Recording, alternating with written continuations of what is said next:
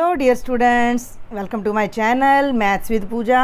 बेटा जी, आज के लेक्चर में मैं कक्षा 6 के विद्यार्थियों की गणित कार्य पुस्तिका का अध्याय 10 हल करवाने जा रही हूँ, जो कि क्षेत्रमिति, एरिया, क्षेत्रफल, मेंसुरेशन, इसको बहुत सारे नामों से हम जानते हैं। तो वो चैप्टर आज हम स्टार्ट करने जा रहे हैं। इससे पहले के 9 चैप्टर्स मेरे चैनल पर ऑलरेडी अपलोड हैं। मेरे जिन प्यारे प्यारे बच्चों ने अभी तक भी चैनल को सब्सक्राइब नहीं किया है तो कर लीजिए बेटा, ये बिल्कुल फ्री होता है, आपको इसके लिए कोई भी पैसा नहीं देना होता। ठीक है, चलिए अब हम 10वें चैप्टर का पहला प्रश्न करते हैं। नीचे दिए गए प्रत्येक चित्र में बिंदु ए से चलना प्रारंभ कर केवल बाहरी किनारे पर चलते हुए पुनः बिंदु ए पर आने के लिए कितनी दूरी तय करनी होगी, लिखिए। क्या मतलब है इस बात का कि देखो, ये यहाँ पर ये पहली आकृति आपको दिखाई दे रही है, एक आयत है, ये इसमें ए नाम है, ये बी है, ये सी है और ये डी है। तो ये कहता है कि किसी भी आकृति में ए से चलो, मैं यहाँ ए से चलती हूँ और बाहर बाहर चलना है, यानी कि मुझे इस किनारे पर मैं बी तक गई, यहाँ सी तक गई, फिर डी तक गई और फिर वापस मैं चलकर ए तक आ गई, यानी इसके बाहर बाहर चलते हुए मुझे वापस ए पर आना है। तो कितनी दूर जाना पड़ेगा? बहुत ही सिंपल सा प्रश्न है भाई। ए से बी तक कितना है? 5। बी से सी तक दिख नहीं रहा, लेकिन ये देखो यहाँ ये 3 है, तो ये भी कितना हो जाएगा? 3। ये 5 है, तो इसके सामने वाला भी कितना हो जाएगा? 5। आयत की सभी भुजाएं समान होती हैं, तो ये वाली भुजा 5 हो जाएगी और ये वाली 3। अब गिनो कितना चलना पड़ा मुझे? 5 और 3 8, 8 और 5 13, 13 और 3 16 सेंटीमीटर चलना पड़ा। तो वही चीज़ मैंने यहाँ पर लिखी है। बिंदु ए से शुरुआत कर वापस बिंदु ए पर आने में तय की गई दूरी, तो 5 जमा 3 जमा 5 जमा 3 यानी 16। इस चीज़ को हम आकृति का परिमाप बोलते हैं। सुन लो मेरी बात ध्यान से, इंग्लिश में पेरीमीटर बोलते हैं। परी माने चारों तरफ का माप, तो इसके बाहर बाहर का जो माप है वो कितना आ गया? 16 सेंटीमीटर। दूसरी आकृति को अगर हम ध्यान से देखें तो वो एक त्रिभुज है। अब यहाँ मैं ए से चलना शुरू करती हूँ और मैं बी तक गई, तो कितना चली गई? ये देख लो 5।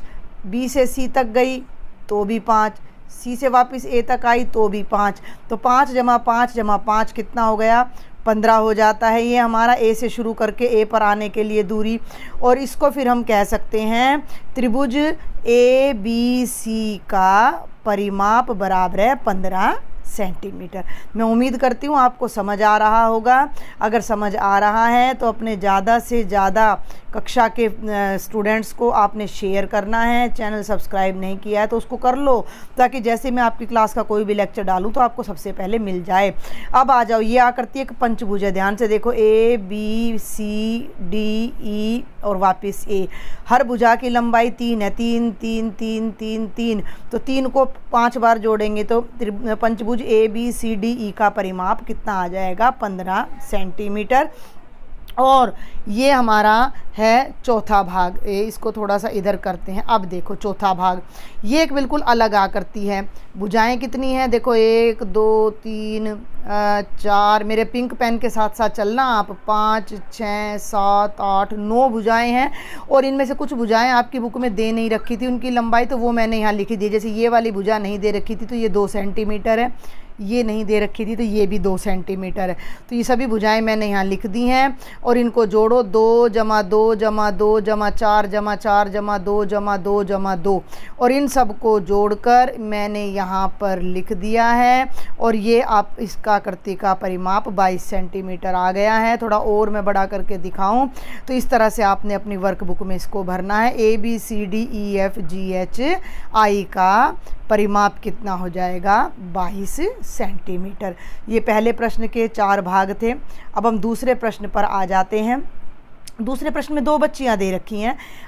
थोड़ा सा और बड़ा करती हूँ मैं, एक मिनट भाई, थोड़ा सा और बड़ा करती हूँ। ये देखो, अनीता और अंकिता में दौड़ का मुकाबला होता है। अनीता 65 मीटर भुजा वाले वर्गाकार मैदान के चारों ओर दौड़ लगाती है।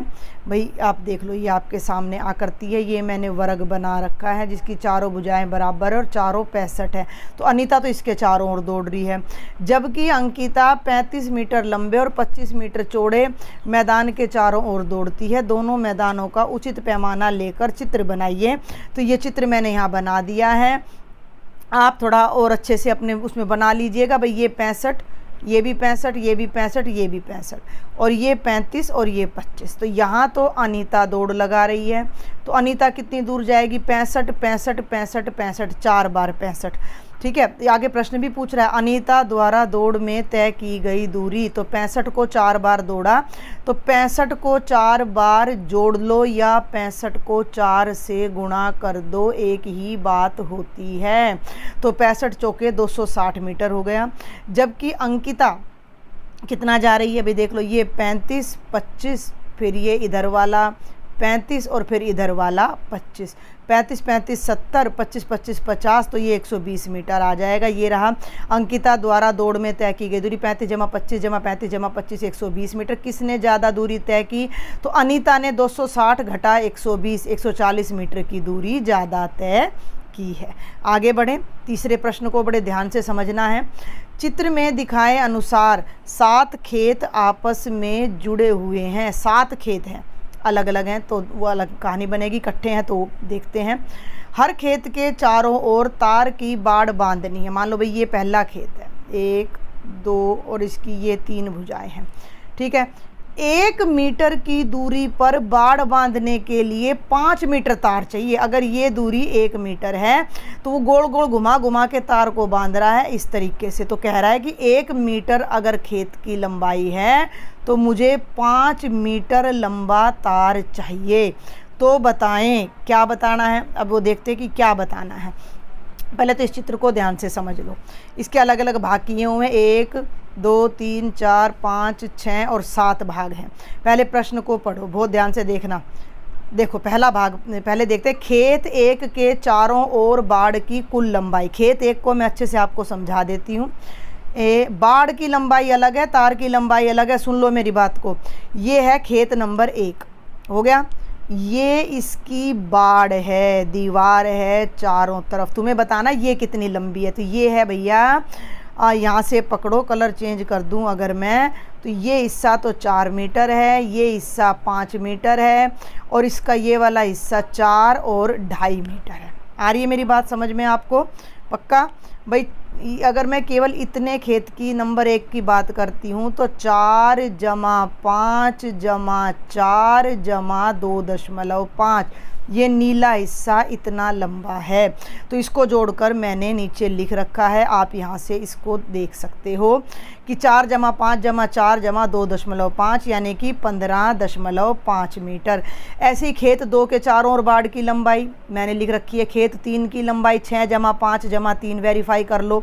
ये रहा खेत नंबर 3, देख लो भाई ध्यान से। खेत नंबर 3 ये है, त्रिकोणा है, तो ये 6 है, ये 5 है और ये 3 है, तो इनको मैंने जोड़ दिया।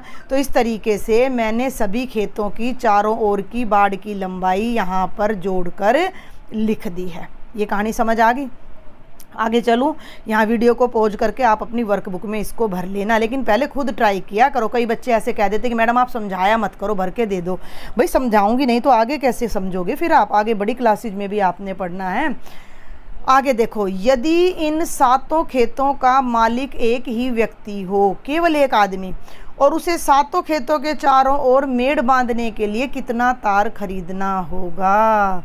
अब एक बात ध्यान से सुन लो कि जब 7 खेत एक ही आदमी के हैं, अब मेरी बात एक बार समझने की तुम कोशिश करना कि मान लो ये है खेत नंबर 3 और नीचे मैं दूसरा कलर ले लूँ तो ये है खेत नंबर 2।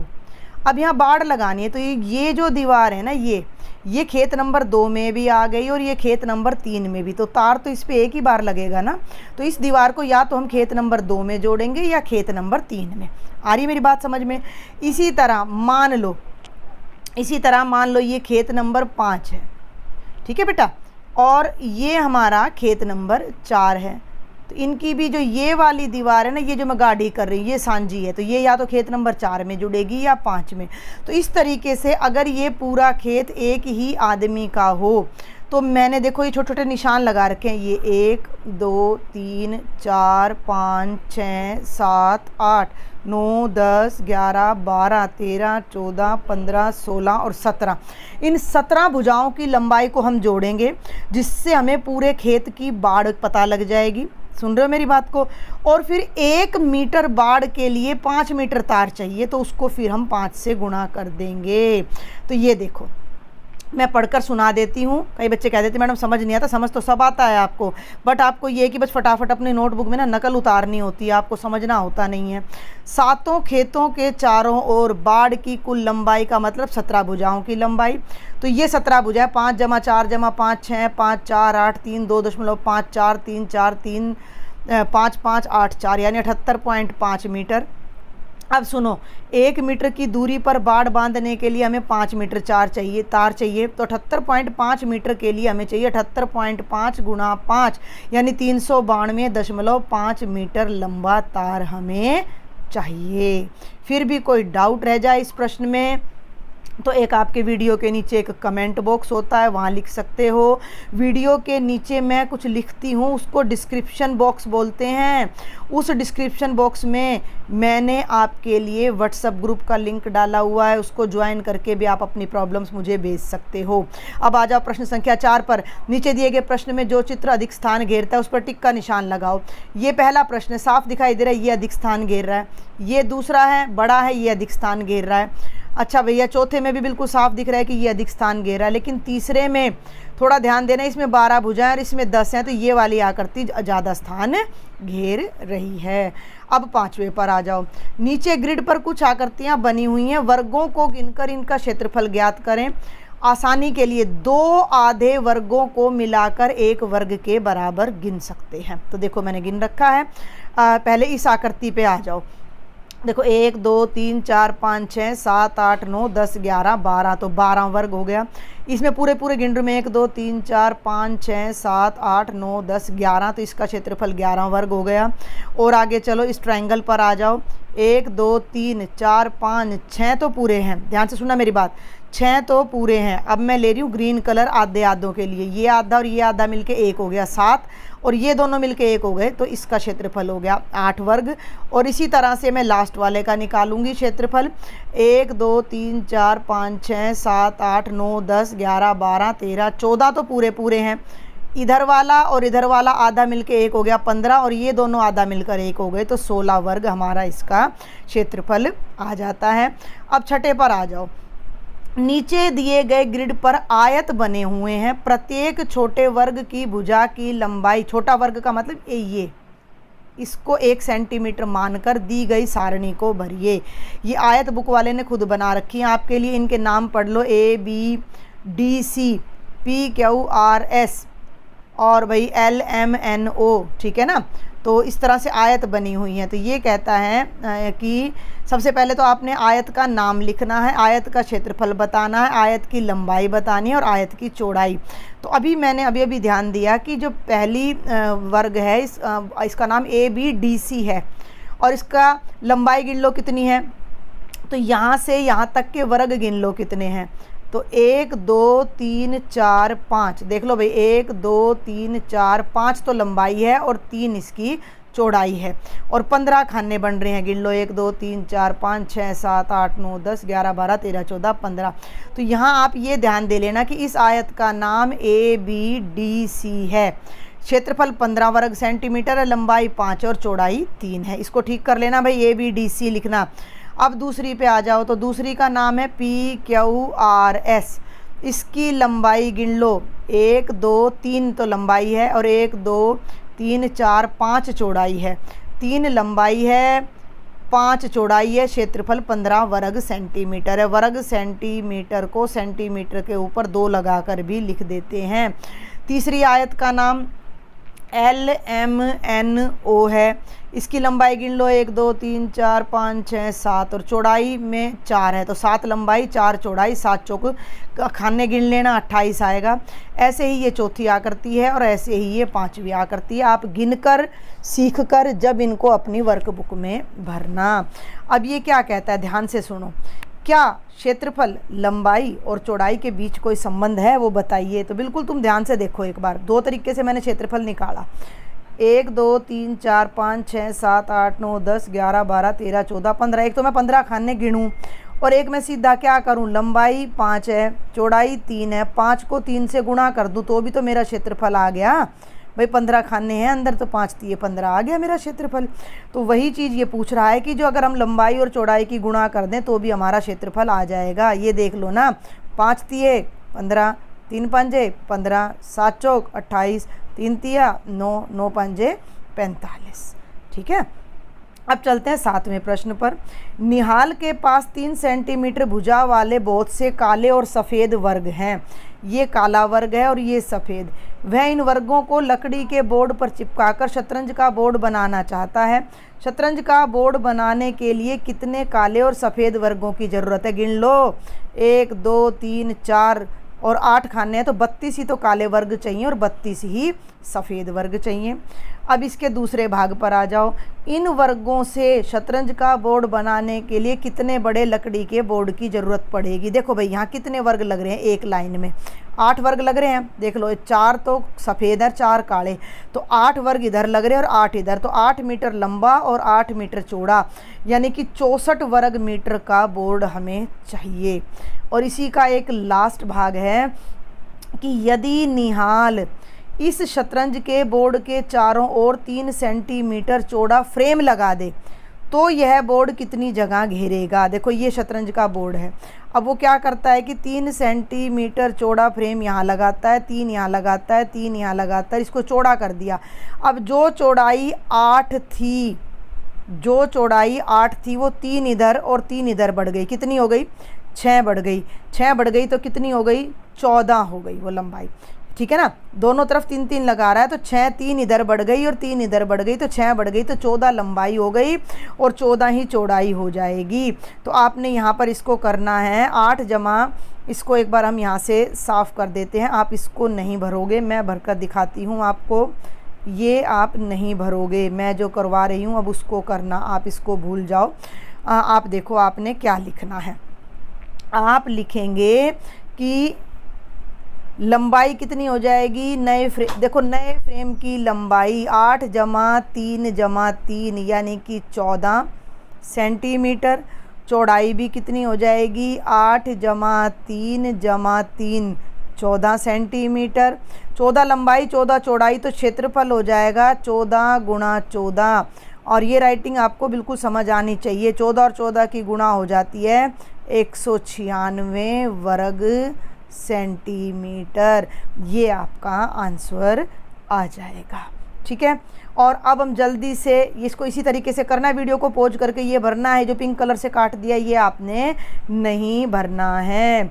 चलिए, और अब हम जल्दी से आज का लास्ट क्वेश्चन देखते हैं, क्वेश्चन नंबर 8। ये कहता है कि दिए गए चित्र में कितने वर्ग हैं। भाई इसमें 10 वर्ग हैं, देख लो मेरी बात सुन लो। एक तो ये बड़ा वर्ग है, एक हो गया। अब मैं आगे बढ़ती हूँ, छोटे गिनो, 2 3 4 5 6 7 8 9 हो गए छोटे 9। और एक और देखो अब जल्दी से, और एक ये वर्ग हो गया 10। तो कुल इसमें 10 वर्ग हैं।